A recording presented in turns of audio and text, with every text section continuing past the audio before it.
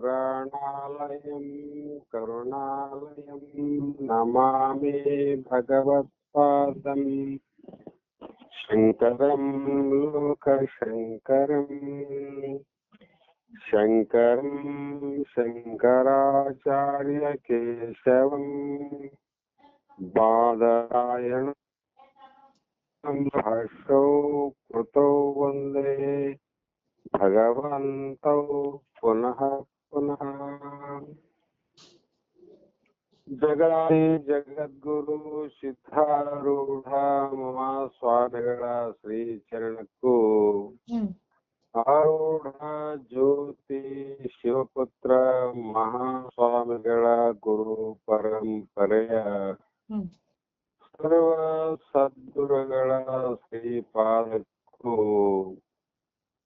ಶ್ರೋತ್ರಿಯ ಬ್ರಹ್ಮನಿಷ್ಠ ಸದ್ಗುರು ಬಸವಾನಂತರ ಶ್ರೀಪಾದಕ್ಕೂ ಅನಂತ ದೀರ್ಘ ದಂಡ ಪ್ರಣಾಮಗಳನ್ನು ಸಮರ್ಪಿಸುತ್ತ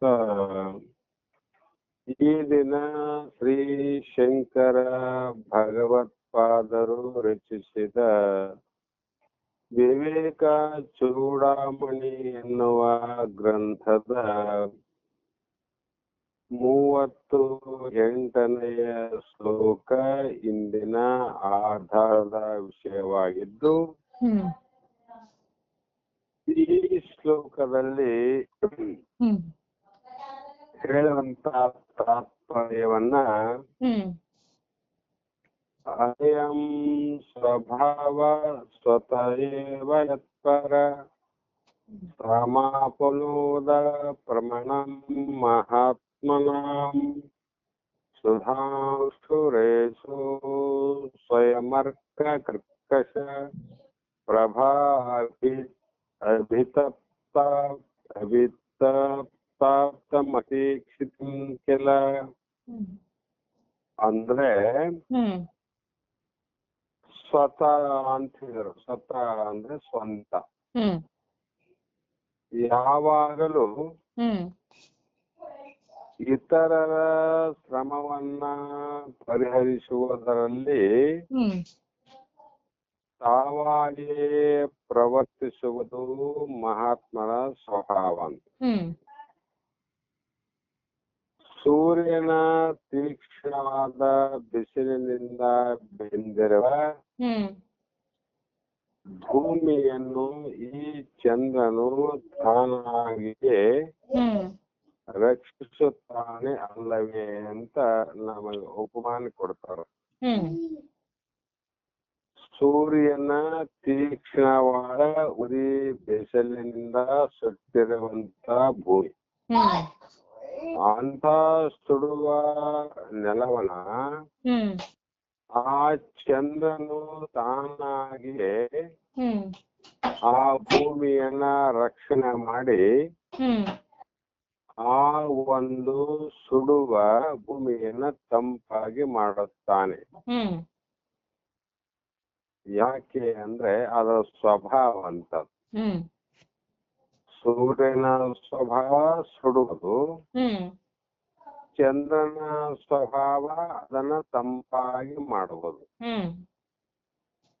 ಅದೇ ರೀತಿ ಮಹಾತ್ಮ ಸದ್ಗುರುಗಳ ಸ್ವಭಾವ ಹೇಗೆ ಅಂತ ವಿಚಾರ ಮಾಡಿದ್ರೆ, ಯಾರ ಹೃದಯ ಯಾರ ಮನಸ್ಸು ಅಶಾಂತಿಯಿಂದ ದುಃಖದಿಂದ ಚಿಂತೆಯಿಂದ ಬಳಲುತ್ತಿರುವರು, ಆ ಚಿಂತೆಗಳಿಂದ ಹೃದಯ ಸುಡುವುದು, ಅಂತ ಮನಸ್ಸುಗಳನ್ನ ಶಾಂತವಾಗಿ ಮಾಡುವುದೇ ಚಂದ್ರನ ಸ್ವಭಾವವಿದ್ದಂತೆ ಮಹಾತ್ಮರ ಸ್ವಭಾವ ಅಂತ. ಇದನ್ನೇ ವಿಶೇಷವಾಗಿ ಹೇಳ್ತಕ್ಕಂತ ತಾತ್ಪರ್ಯ ಏನು ಅಂತಂದ್ರೆ, ಮಹಾತ್ಮರಲ್ಲಿ ಯಾವಾಗಲೂ ಪರೋಪಕಾರ ಬುದ್ಧಿಯನ್ನು ಪ್ರಕಟಿಸುವ ಮತ್ತೊಂದು ಶ್ಲೋಕವಿದು. ಅವರ ಜೀವಮಾನದಲ್ಲಿ ಬದುಕಿರುವವರೆಗೂ.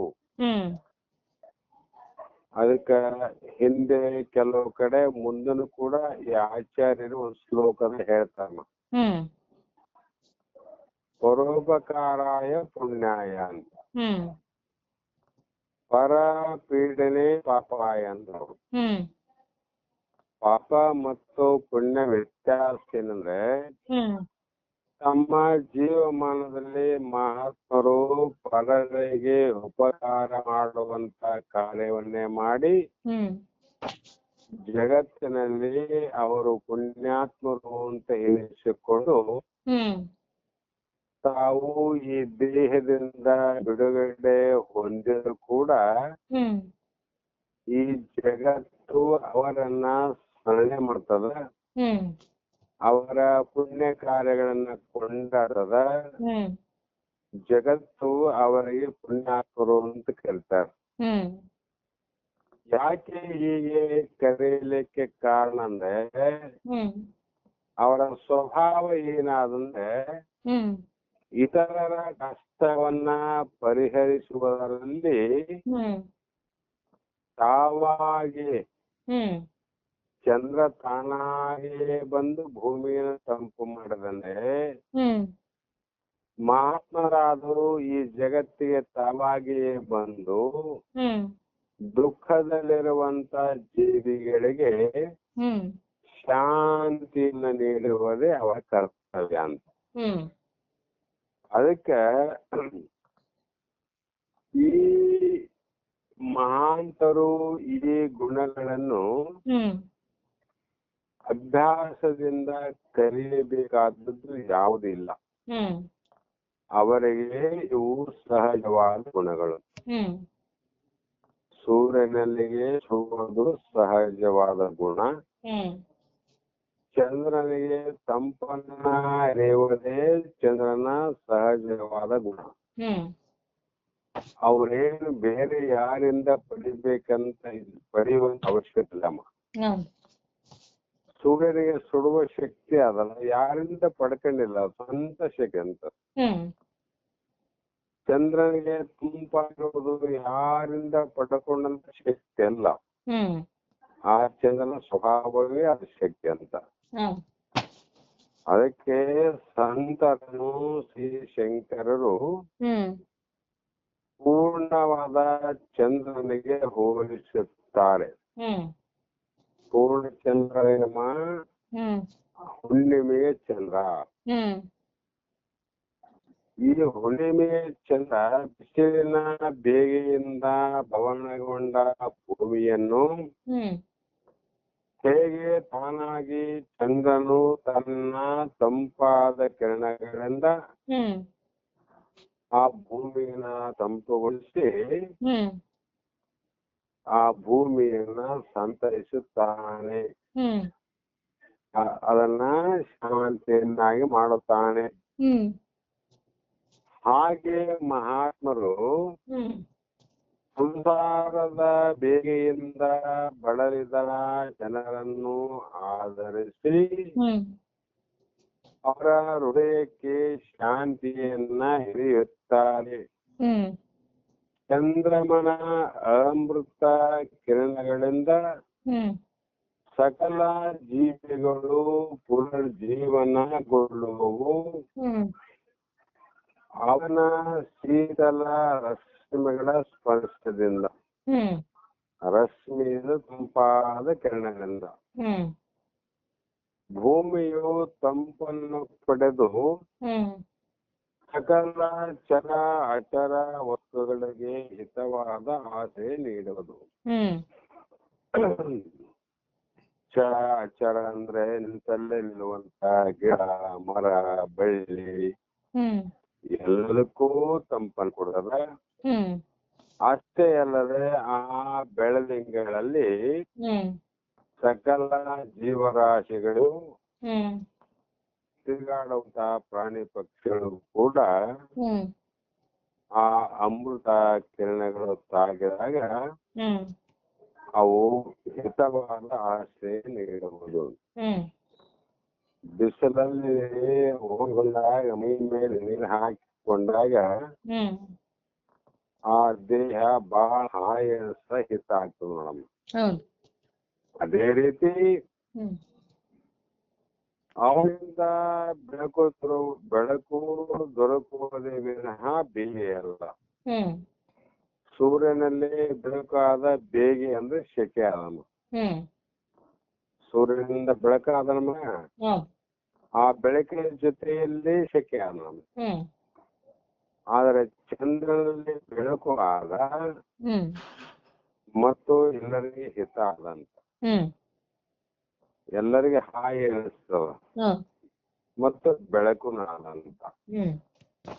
ಹೀಗೆ ಈ ರೀತಿ ಸತ್ಪುರುಷರ ಸತ್ಸಂಗದಿಂದ ನಮ್ಮ ಹೃದಯ ಅಂತರ ಆಳದಲ್ಲಿ ನಡೆಯುತ್ತಿರುವ ರಾಗ ದ್ವೇಷಗಳು, ಆಸೆ ನಿರಾಶೆಗಳ, ಮೋಹ ಭ್ರಾಂತಿಗಳ, ಅನಂತ ಅಜ್ಞಾನದಿಂದ ನಡೆಯುವಂತ ಕರಾಳ ಕಾಳಗಂತ, ಅಜ್ಞಾನದಿಂದ ಏನು ನಡೆಯುವಂತ ಯುದ್ಧ ನಮ್ಮ ಮನಸ್ಸಿನಲ್ಲಿ ಕ್ಷಣ ಕ್ಷಣದಲ್ಲಿ ನಡೆದು ಹೋಗ್ತಾವ. ಇಂಥ ಕರಾಳ ಕಾಳಗವನ್ನ ನಾಶ ಮಾಡಿ ಶಾಂತಿ ಸ್ಥಾಪನೆ ಆಗುವುದು ಮತ್ತು ಬಾಳು ಸಂತಸದ ಬುದ್ಧಿಯಾಗಿ ಹಾಲು ಜೇನಿನಂತೆ ಮಧುರವೆನಿಸುವುದು, ಕಹಿಯಾಗಿರ್ತಕ್ಕಂಥ ಯಾವ ಜೀವನ ಅನ್ನುವುದು ಹಾಲು ಜೇನಿನಂತೆ ಮಧುರ ಅಂದ್ರೆ ಸಿಹಿ ಆಗುವುದು. ಯಾವಾಗಮ ಇಂಥ ಮಹಾತ್ಮನ ಆಗಮನದಿಂದ ಅಂತ ಮಹಾತ್ಮರ ಯಾವ ಪರೋಪಕಾರ ಅನ್ನುವಂತ ಶಾಂತಿ ಗುಣದಿಂದ ನಮ್ಮ ಬದುಕು ಕೂಡ ಹಾಲು ಜೇನಿನಂತೆ ಮಧುರವಾಗುವುದು, ಆನಂದವಾಗಿ ಇರುವುದು ಅಂತ. ಆ ಕಾರಣ ಶಿಷ್ಯನು ವಿನಯದಿಂದ ಗುರುವಿನ ಬಳಿ ಸಾರಿ ಅವನನ್ನು ಭಕ್ತಿಯಿಂದ ಪ್ರಾರ್ಥಿಸಿ ನಮ್ರತೆಯಿಂದ ಸೇವಿಸಿ ಆತನನ್ನ ಪ್ರಸನ್ನಗೊಳಿಸಬೇಕೆಂದು ಹಿಂದಿನ 34ನೇ ಶ್ಲೋಕದಲ್ಲಿ ಹೇಳಿದೆ. ಸಾಧಕನು ಪೂರ್ಣವಾಗಿ ತನ್ನನ್ನು ತಾನು ಗುರುವಿಗೆ ಸಮರ್ಪಿಸಿಕೊಂಡು ಗುರುವಿನ ಅನುಗ್ರಹವನ್ನು ಸಂಪಾದಿಸಬೇಕೆಂಬುದನ್ನು ಈ 3-4 ಶ್ಲೋಕಗಳಲ್ಲಿ ಹೇಳ್ತಾ ಬಂದ್ರಮ್ಮ. ಯಾಕೆಂದ್ರೆ ಅಲ್ಲಿ ಸಮಾಧಾನ, ಶಾಂತಿ, ಆನಂದ, ನೆಮ್ಮದಿ ಮತ್ತು ಎಲ್ಲವೂ ಪ್ರಾಪ್ತಿಯಾಗುವುದರಿಂದ ಅಂತ ಮಹಾತ್ಮರ ಬಳಿ ಈ ಪ್ರಕಾರವಾಗಿ ನಾವು ಹೋಗಬೇಕು ಅಂತ ಹೇಳ್ತಾ ಬಂದ್ರು. ಈ ರೀತಿ ಮಾಡುವುದರಿಂದ ಸಾಧಕನ ಸಂದೇಹಗಳನ್ನು ನಿವಾರಿಸಿ ಆ ಗುರುವು ಪ್ರತಿಭಾಯುಕ್ತವಾದ ತನ್ನ ವಚನಗಳಿಂದ ಅಂದ್ರೆ ತನ್ನ ಅನುಭವದ ಮಾತುಗಳಿಂದ ಸ್ಪಷ್ಟವಾದ ವಿವರಣೆಯಿಂದಲೂ ಅವರಿಗೆ ಸರಿಯಾದ ಮಾರ್ಗದರ್ಶನ ಮಾಡಬೇಕು. ಯಾರಿಮ್ಮ ಅಂತ ಶಿಷ್ಯರಿಗೆ ಸ್ಪಷ್ಟವಾಗಿ ಸಂಶಯ ಇಲ್ಲದಂಗ ಅವರಿಗೆ ಆತ್ಮಜ್ಞಾನದ ಮಾರ್ಗದರ್ಶನವನ್ನ ಮಾಡಬೇಕು, ದಾರಿಯನ್ನು ತೋರಿಸಬೇಕು. ಮತ್ತು ಶಿಷ್ಯರ ತಪ್ಪು ಯೋಚನೆಗಳು ಇದ್ದರೂ ಕೂಡ ಆ ತಪ್ಪು ಯೋಚನೆಗಳನ್ನ ತಿದ್ದಿ ಅವರಲ್ಲಿರುವಂತಹ ಕುತರ್ಕಗಳ ದೋಷವನ್ನ ತೋರಿಸಿ ಯಥಾರ್ಥ ಜ್ಞಾನವನ್ನ ಗ್ರಹಿಸುವಂತೆ ಮಾಡಬೇಕು. ಈ ರೀತಿ ವಿವರಣೆಯಲ್ಲಿ ಬಹಳ ಸುಂದರವಾದ ರೂಪಕವನ್ನು ಕೊಟ್ಟು ಶಿಷ್ಟ ಸಾಹಿತ್ಯದ ಸಹಿಯನ್ನು ತಂದು ಕೊಟ್ಟಿದ್ದಾರೆ ಆಚಾರ್ಯ ಶಂಕರರು ಅಂತ. ಇದು ನಮ್ಮ ಇದು ಈ ಒಂದು ಶ್ಲೋಕದ ತಾತ್ಪರ್ಯ. ಆಮೇಲೆ 39ನಲ್ಲಿ ಬ್ರಹ್ಮಾನಂದ ರಸಾನುಭೂತಿ ಕಲಿತೈ ಭೂತೈ ಸುಸಿತೈ ಹೃದಯತೆ ಯಶ್ಮದ್ವಾಕ್ಲಸೋಜಿತ್ತೈ ಶ್ರುತಿ ಸುಖೈರ್ವಾಕ್ಯಾಮೃತೆ ಸೇಚಯ ಸಂತಪ್ತಂ ಭವತಾ ಪದಾವದನ ಜ್ವಾಲಾಯನೇನಂ ಪ್ರಭೋ ಧನ್ಯಾಸ್ತೆ ಭವದೀಕ್ಷಣ ಘನಗತೆ ಪಾತ್ರೀಕೃತ ಸ್ವೀಕೃತ ಅಂತ ಈ ಶ್ಲೋಕವನ್ನು ಹೇಳ್ತಮ್ಮ. ಇದರ ತಾತ್ಪರ್ಯ ಏನು ಅಂತ ಹೇಳಿದ್ರೆ, ಹೇ ಪ್ರಭುವೇ, ಹೇ ಪ್ರಭುವೇ, ಈ ಸಂಸಾರ ಅನ್ನುವುದು ತಾಪತ್ರಯ ಎಂಬ ಕಾಡ್ಗಿಚ್ಚು. ಸಂಸಾರ ಅಂದ್ರೆ ನಮ್ಮ ಈ ಬದುಕು, ಈ ಪ್ರಪಂಚ, ಈ ಸಂಸಾರ, ಈ ಜನನ ಮರಣ ಅನ್ನುವಂಥದ್ದು ಆಧ್ಯಾತ್ಮಿಕ ಆದಿ, ದೈವಿಕ ಆದಿ, ಭೌತಿಕವಾಗಿ 3 ತಾಪಗಳಿಂದ ಕಾಡ್ಗಿಚ್ಚು ಅಂದ್ರೆ ಕಾಡಿನಲ್ಲಿ ಹತ್ತಿದ ಬೆಂಕಿ ಯಾವ ರೀತಿ ತಾನು ದಹನವನ್ನು ಸುಡುತ್ತಾ ಹೋಗುತ್ತದೆಯೋ ಅದೇ ರೀತಿ ಒಳಗಿನ ದುಃಖಗಳು ಕಾಡಿಚ್ಚಿನ ಬೆಂಕಿ ಇದ್ದಂತೆ ಆ ಕಾಡಿಗೆ ಬೆಂಕಿ ಹತ್ತಿದಾಗ ಅಲ್ಲಿ ಉಳಿಯುವಂತ ಜೀವಿಗಳೇ ಬಹಳ ಕಡಿಮೆ. ಕಾರಣ ಕಾಡಿಚ್ಚು ಅಂದ್ರೆ ಸಾಮಾನ್ಯ ಬೆಂಕಿ ಅಲ್ಲ ಅದು. ಆ ಅಡವಿಲಿರುವಂತ ಗಿಡ ಮರ ಬಳ್ಳಿಯ ಸಹಿತವಾಗಿ ಅಲ್ಲಿ ಇರುವಂತ ಪ್ರಾಣಿ ಪಕ್ಷಿಗಳನ್ನು ಕೂಡ ಸುಟ್ಟು ಬಿಡುತ್ತದೆ. ಈ ನನ್ನನ್ನು ಈ ತಾಪತ್ರಯ ದುಃಖ ಅನ್ನುವಂತ ಅಗ್ನಿ ಒಳಗೆ ಸುಡುತ್ತಾ ಇದೆ. ಅದಕ್ಕ ಬ್ರಹ್ಮಾನಂದ ರಸಾನುಭವದಿಂದ ಮಧುರವೂ ಶುದ್ಧವೂ ಅತಿ ಶೀತಲವೂ ಹಿತಕರವೂ ಆದ ನಿಮ್ಮ ಮಾತೆಂಬ ಕಲಸದಿಂದ ಹೊರಹೊಮ್ಮಿ ಕೇವಲಕ್ಕೆ ಇಂಪಾಗಿರುವ ತಂಪಾಗಿರುವ ಉಪದೇಶ ಅಮೃತ ಧಾರೆಗಳಿಂದ ಚಿಮುಕಿಸಿ ನಿಮ್ಮ ಕಟಾಕ್ಷದ ಕ್ಷಣ ಮಾತ್ರ ಪ್ರಸನ್ನಗೆ ಪಾತ್ರರಾಗಿ ಪರಿಗೃಹಿಸಿರಾಗಿರುವುದೇ ಧನ್ಯರು ಅಂತ ಈ ಶ್ಲೋಕದ ಅಭಿಪ್ರಾಯ ಹೇಳ್ತಾನಮ್ಮ. ಎಷ್ಟು ಸಾಮರ್ಥ್ಯ ಇದೆ ಅಂತಂದ್ರೆ, ನಿನ್ನ ವಚನದಲ್ಲಿ, ನಿನ್ನ ಮಾತಿನಲ್ಲಿ ಅಂತ ಆನಂದವೂ ಇದೆ ಅಂತ. ಅದಕ್ಕಾಗಿ ನಾನು ಈ ಸಂಸಾರ ಎಂಬ ಕಾಡ್ಗಿಚ್ಚಿನ ಜ್ವಾಲೆಯಿಂದ ಬೆಂದಿರುವ ನನಗೆ ನಿಮ್ಮ ಬ್ರಹ್ಮಾನಂದ ಅನುಭವದಿಂದ ಮಧುರವೂ ಶುದ್ಧವೂ ಆಗಿರುವ ಅತಿ ತಂಪಾಗಿರುವ ಹಿತಕರವಾಗಿರುವ ನಿಮ್ಮ ಮಾತುಗಳಿಂದ ನಾನು ನಿಮ್ಮ ಕರುಣಾಮಯ ದೃಷ್ಟಿಗೆ ಪಾತ್ರರಾಗಿ ನಿಮ್ಮಿಂದ ಶ್ರೀಗತರಾಗಿರುವವರೇ ಧನ್ಯರು ಅಂತ ಹೇಳಿದ್ರು. ಅಂದರೆ ಲಯ ಪ್ರಾಸ ಲಾಲಿತ್ಯಗಳಿಂದ ಶೋಭಿತವಾದ ಈ ಶ್ಲೋಕವು ಅತ್ಯಂತ ಮನೋಹರವಾದ ಕಾವ್ಯ ಕುಸುಮದಂತಿದೆ. ಆದರೂ ಅದರ ಅಂತರಾರ್ಥವು ಬಹಳ ಸರಳವಾಗಿದೆ. ಓ ಗುರುವೇ,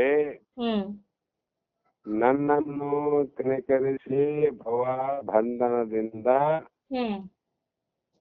ಸಂಸಾರ ದುಃಖ ಸಂಕಟಗಳಿಂದ ಉದ್ಧರಿಸಿ ಕಾಪಾಡು ಎಂದು ಶಿಷ್ಯನು ದೈನ್ಯದಿಂದ ಪ್ರಾರ್ಥಿಸುತ್ತಾನೆ. ಯಾರನ್ನು ಅಂದ್ರೆ ಅಂಥ ಗುರುವಿನ ಬಳಿಗೆ ಹೋಗಿ ಪ್ರಾರ್ಥನೆಯನ್ನು ಮಾಡುತ್ತಾನೆ. ಈ ಕಾರಣದಿಂದ 40ನೇ ಶ್ಲೋಕದಲ್ಲಿ ಕಥಂ ತರೇಂ ಭವಸಿಂಧು ಮೇತಂ ಸಾವಾ ಗತಿರ್ಮೇ ಕಥಮೋ ಅಸ್ತುಪಾಯ ಜಾಯೇನ ಕಿಂಚಿತ ಕೃಪಾಯ ಅವಮಾಂ ಪ್ರಭೋ ಸಂಸಾರ ದುಃಖ ಕತೆ ಮಾತನುಷ್ಟ. ಅಂದ್ರೆ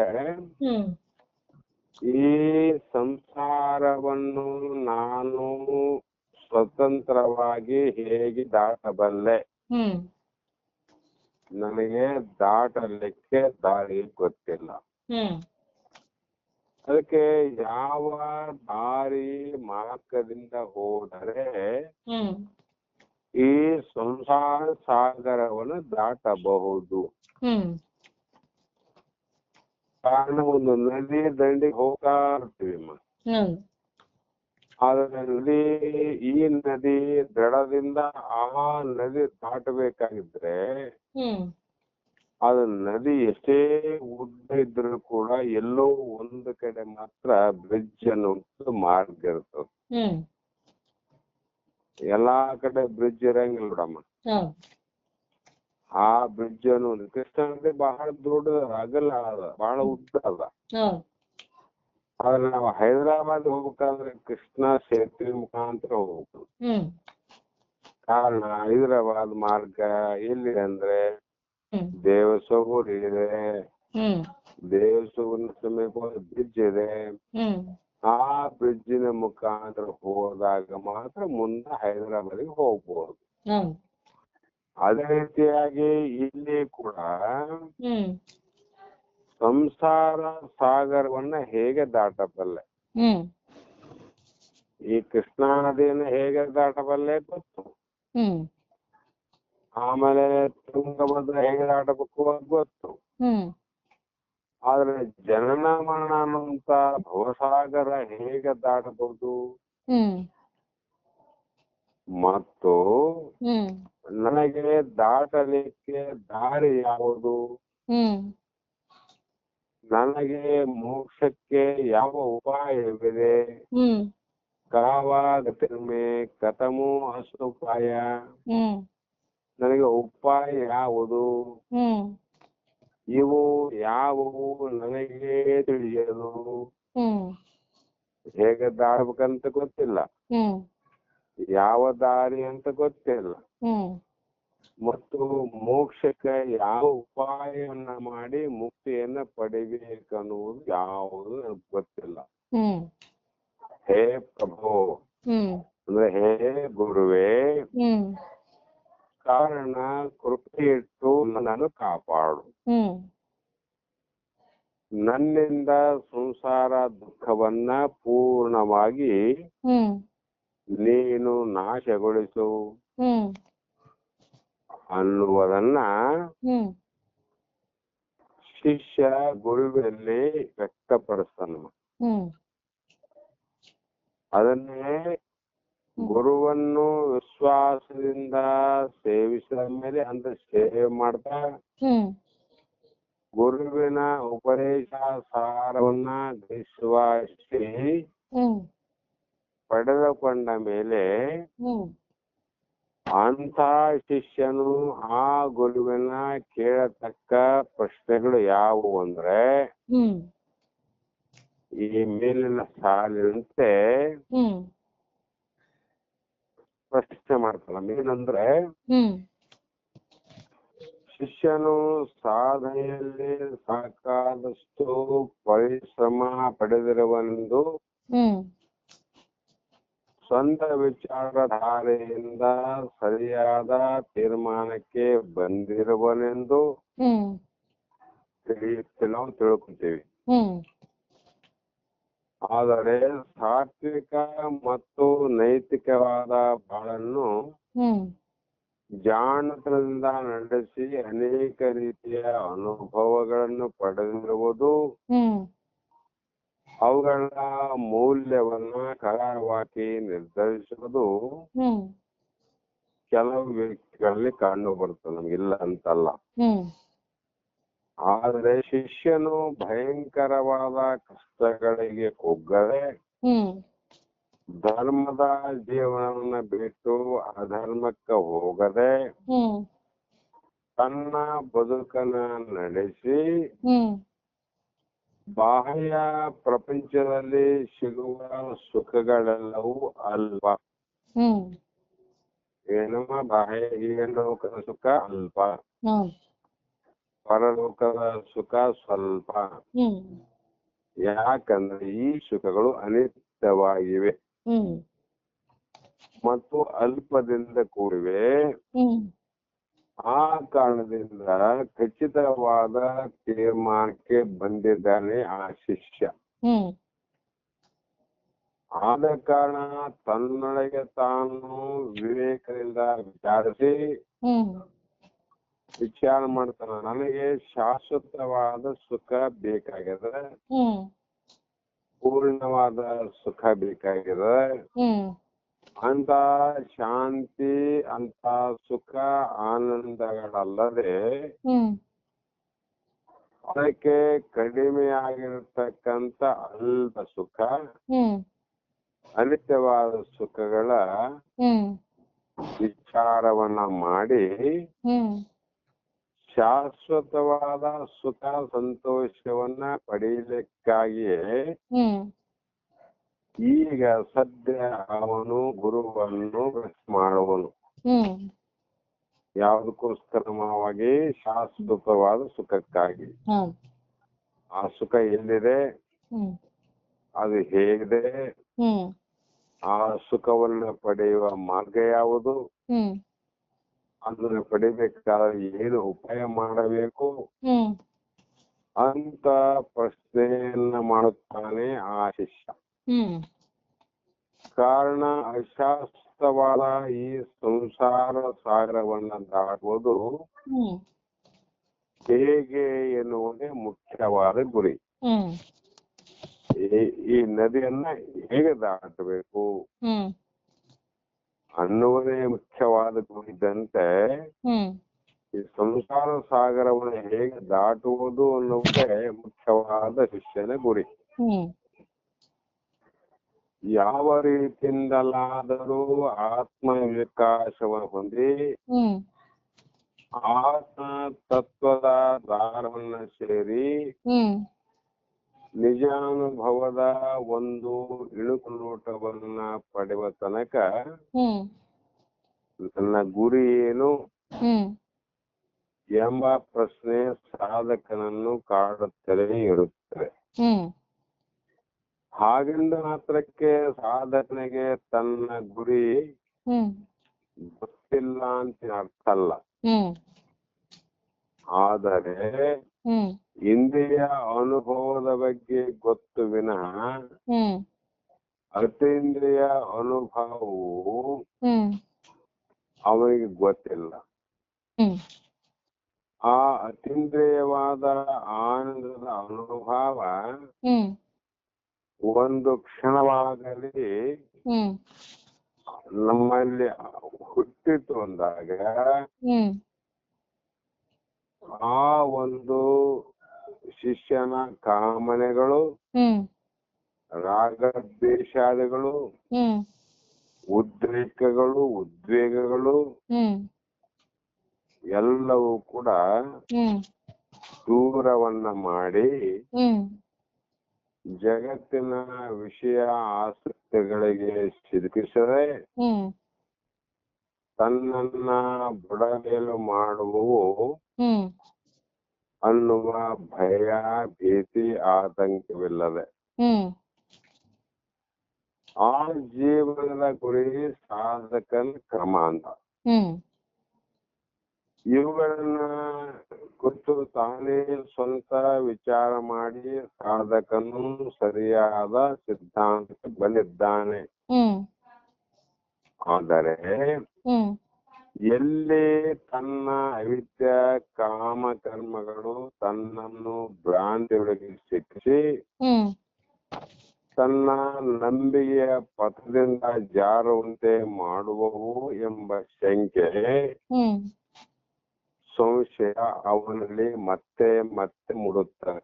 ಹ್ಮ್ ಅದಕ್ಕೆ ಗ್ರಂಥಗಳ ಅಧ್ಯಯನದಿಂದ ಭೌತಿಕವಾಗಿ ಸಾಕಾದಷ್ಟು ತತ್ವಜ್ಞಾನ ಅವನಲ್ಲಿ ಉದಿಸಿದೆ. ಹ್ಮ್ ಆದರೆ ಅವನಿಗೆ ಈಗ ಬೇಕಾಗಿರುವುದು ಪ್ರಯೋಗದ ಆಚರಣೆ. ಹ್ಮ್ ತಾನೇ ತನ್ನ ಸ್ವಂತ ಪ್ರಯೋಗ ಕೇಳಿದ್ರೆ ಹ್ಮ್ ಊಹಾಪೋಹಗಳಿಂದ ದಾರಿ ತಪ್ಪಬಹುದು.